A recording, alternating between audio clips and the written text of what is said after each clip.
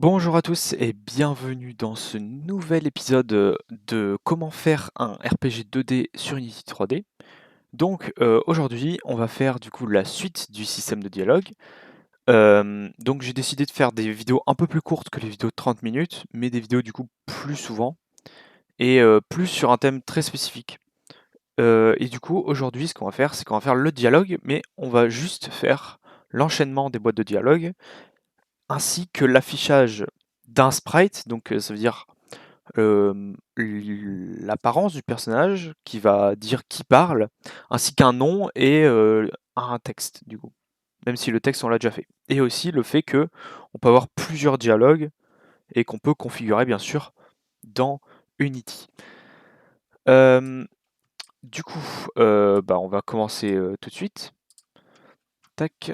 Euh, alors, pour faire ce qu'on va faire tout simplement, bah, il nous faut tout simplement modifier pour l'instant le dialogue, donc lui, la dialog box, et il nous faut rajouter un UI image. C'est ce qui va nous servir à faire, hop, c'est ce qui va nous servir à mettre l'image donc du personnage.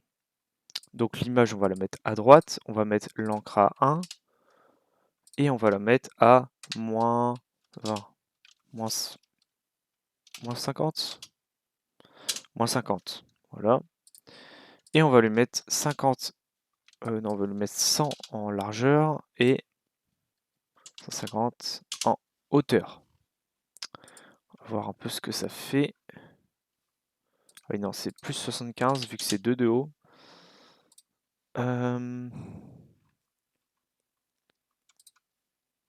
Tac. Ouais, voilà.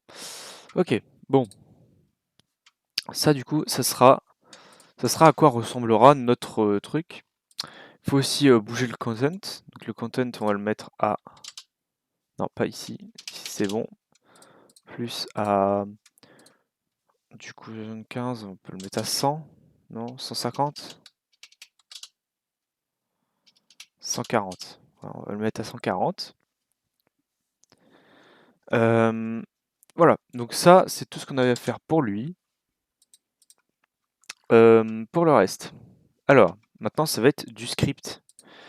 Donc, on va ouvrir Visual Studio Code et on va aller tout simplement dans le script NPC. D'ailleurs, on peut fermer ça et on peut fermer ça. Voilà. On n'aura pas besoin. Bah, déjà, ce qu'on va faire, c'est que donc là, ce qu'on fait, c'est qu'on définit un string et c'est tout. On pourrait le faire juste avec un string, mais ça sera moins bien fait.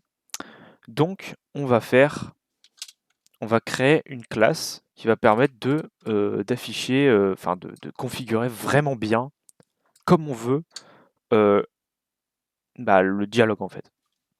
Voilà. Donc, on va faire public class, on va appeler dialogue, avec une majuscule vu que c'est une classe. Voilà. Et, et du coup, ce qu'on va faire, c'est que on va faire que c'est de type dialogue. Voilà. Ce qu'on va faire aussi, c'est que on va faire ça, hop, et move type to dialogue.cs. Et ce que ça va faire, c'est que ça va créer un nouveau fichier. C'est plus lisible comme ça en fait. C'est tout simplement, enfin tout simplement, c'est plus lisible. Ce qu'on va faire aussi, c'est que on va using Unity Engine, voilà, n'importe le namespace Unity Engine parce que on va en avoir besoin. Donc voilà. On peut dire que bah, déjà cette classe, elle faut qu'elle soit sérialisée, donc qu'elle soit affichée dans l'inspecteur. Donc pour cela, on fait system.serializable. Voilà. Et donc voilà. Donc que contient cette classe? Bah, en fait, c'est très simple. Elle contient un private string name. Ça c'est le nom du bah, de la personne qui parle. Puis après un private string content. Ça c'est ce qu'il dit. et un private sprite qui est le char sprite, donc le caractère sprite en gros. Hop, et en vrai on aurait pu mettre la même chose pour char name. Voilà. Toutes ces variables sont en serialize field pour pouvoir être éditées directement depuis l'éditeur, enfin depuis l'inspecteur plutôt. Hop. Tac et tac. Voilà.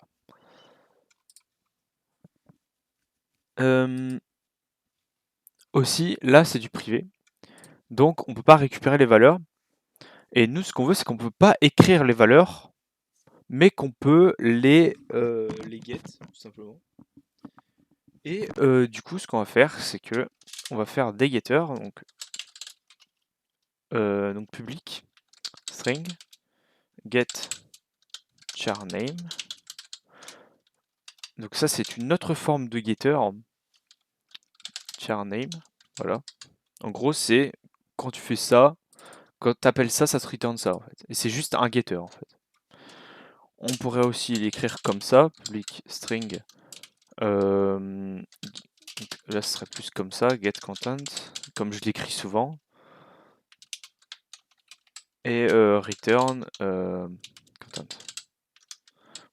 C'est la même chose, sauf que ce truc-là, c'est valable dans absolument tous les langages, tandis que ce truc-là, je crois qu'il y a certains langages qui le prennent pas. Après, je suis pas expert des autres langages, mais enfin bref, ça, vous êtes sûr de, enfin peut-être pas forcément sous cette forme exacte, au mot près, enfin, mais ça, vous êtes sûr que c'est un getter qui va marcher. Enfin, bref, mais je vais l'écrire de l'autre façon. Donc, public string get content du coup, content content et public sprite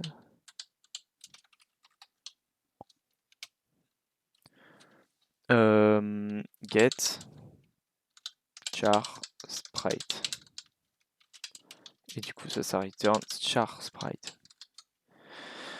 Voilà, on a fini pour l'instant. Enfin, on a fini ça. On peut aller voir du coup dans l'inspecteur et il y a un problème. Que notre dialogue. Ah oui. Hop, on va faire ça.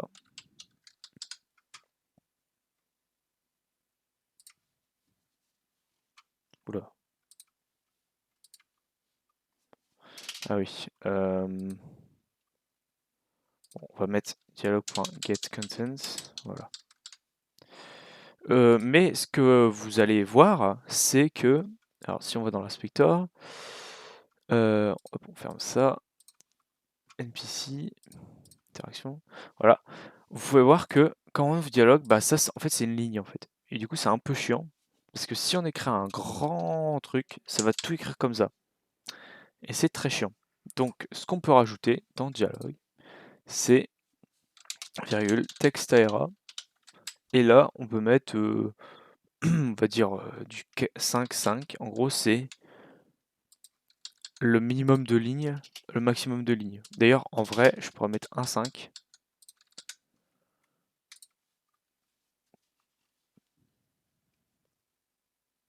Et vous voyez que là, ça fait une ligne. Et en fait, ça va augmenter au fur et à mesure. Voilà. Et c'est quand même vachement pratique. Et puis après, ça va garder une certaine size, en gros. Voilà. Et c'est beaucoup mieux. Voilà, tout simplement. Donc maintenant, bah en fait, on peut tout simplement voir si ça marche. Mais normalement, ça a marché, ça va afficher le content. Donc, on va mettre du n'importe quoi. En fait, normalement, pour l'instant, ça change strictement rien. Voilà. Vous voyez que ça marche. Donc, voilà. Maintenant, ce qu'on veut, c'est afficher le nom, puis le contenu, et changer le sprite. Donc ça va être très simple, c'est dans UI dialogue. Ici, on va rajouter en haut using UnityEngine.ui. Donc en gros, on utilise le namespace UI de Unity qui va nous permettre de, du coup, déclarer une variable image qui est du coup jar image. Voilà. Et ici, ce qu'on peut dire, c'est que char image est égal. Ah oui, mais du coup, faut changer ce truc-là. Donc, ce qu'on pourrait faire, c'est soit on met string content, string name et string machin, mais ça va être très chiant. Donc, en fait, on va faire un truc très simple. C'est qu'en fait, on va faire juste passer un dialogue. Donc, une variable dialogue. Et ici, dans texte, content, donc, on va le renommer. C'est plus content, mais c'est dialogue. Et du coup, dialogue.getContent. Ici, il faut juste changer et remettre dialogue. Et voilà. Et du coup, ici, on fait passer toutes les informations. Donc, on a le content, on a le nom du coup. Donc maintenant, on peut écrire le nom du truc. Donc, dialogue.getName plus, hop, voilà. Et ici, on peut faire que charimage.sprite est égal à dialogue.getCharSprite. Et voilà. Et normalement, tac, donc on va mettre un nom, on va mettre perso. Un content, on va mettre hello. Et en sprite, on peut mettre bon, un truc, on peut mettre n'importe quoi. Et ici, normalement, hop, si on va là, voilà, ça vous met exactement, ça marche très bien, quoique ça marche pas très bien en fait. Ah oui, je sais pourquoi ça marche pas, parce qu'ici, je n'ai pas défini, voilà, l'image. Mais du coup, oui, ça va changer l'image, je vais quand même leur montrer. Normalement, là, ça ne fera plus d'erreur. Voilà, c'est bon. Mais bon, vous voyez que là, il n'y a que un truc, et en soi, c'est pas très intéressant. Donc, ce qu'on va faire, c'est que on va rajouter un système. Comment? Un système qui va tout simplement faire une liste de dialogues et qui va passer les dialogues comme ça. Et à la fin, ça va close quand il n'y aura plus de dialogue. Donc, comment faire ça? C'est simple. Déjà, on va transformer ça en array. Voilà. Et on va mettre un private int current ID. Et on va mettre que c'est égal à -1. Voilà.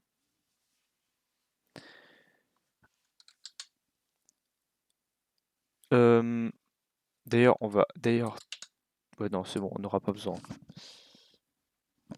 Ce qu'on va faire du coup, c'est que on va ouvrir ça.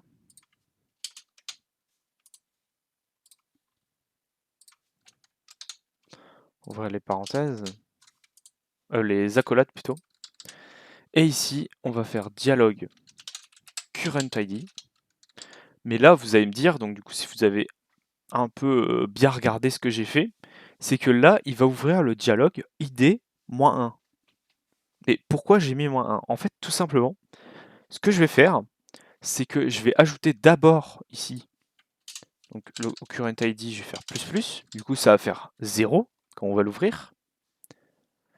Et aussi, du coup, quand on close, on va faire current ID est égal à -1. Du coup, quand ça l'ouvre, ça fait plus,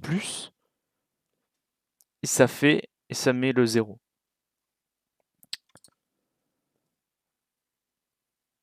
Et ici, en fait, ce que je vais faire, c'est que si current ID bah, j'ai rajouté et current ID plus 1 inférieur à dialogue.length. Voilà.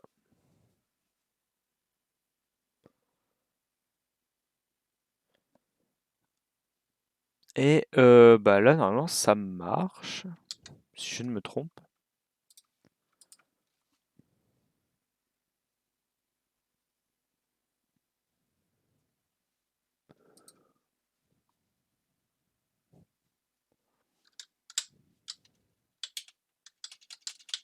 Alors non, ça ne s'ouvre pas.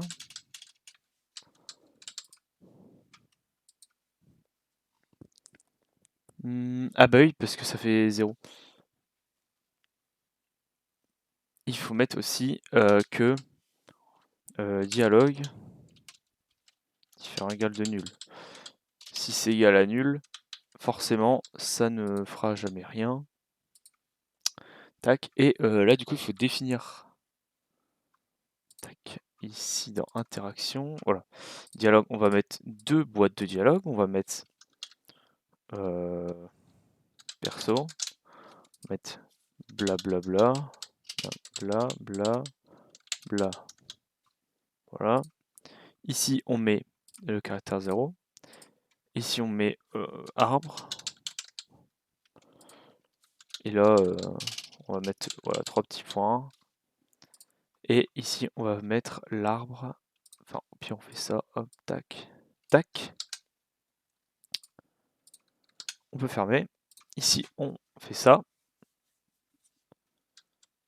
Hop, on va parler à l'arbre. Et là, blablabla. Donc le perso qui dit blablabla. Et hop, arbre qui répond. 3 petits points. Alors là, il y a un problème parce que l'arbre est en texture inférieure. Hmm.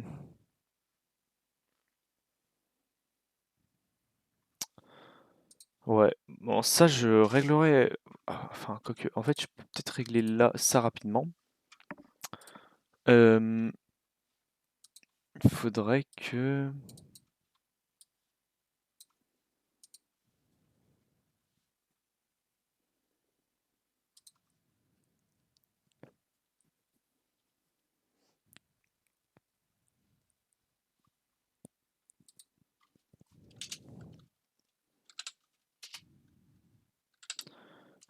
Cher image. Enfin, transform.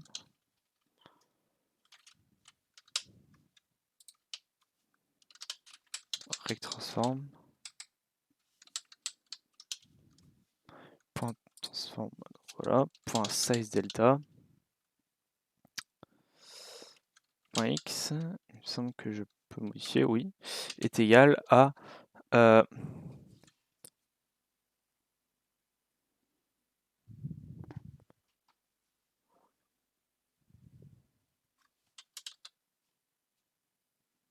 Ouais, non.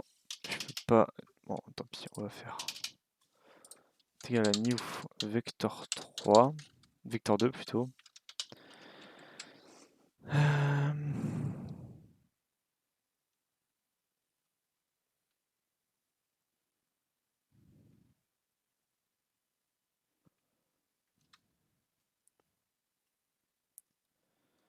Bah, alors ce qu'on va faire, c'est que.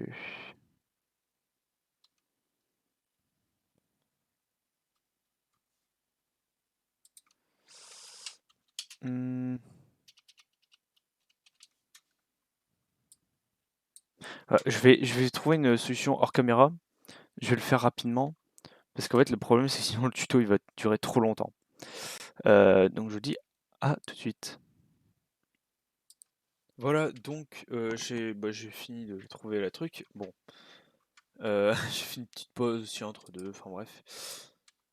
Donc en fait, on dit que donc on va définir un rect canvas, un rect transform plutôt. Le rect transform, c'est tout simplement le transform des UI. Et en fait, donc voilà, qui est le rect transform de l'image. Et en fait, ce qu'on fait, c'est qu'on dit que le rect transform point size delta, donc la taille, entre guillemets, ouais, la taille du truc, c'est un new vector 2.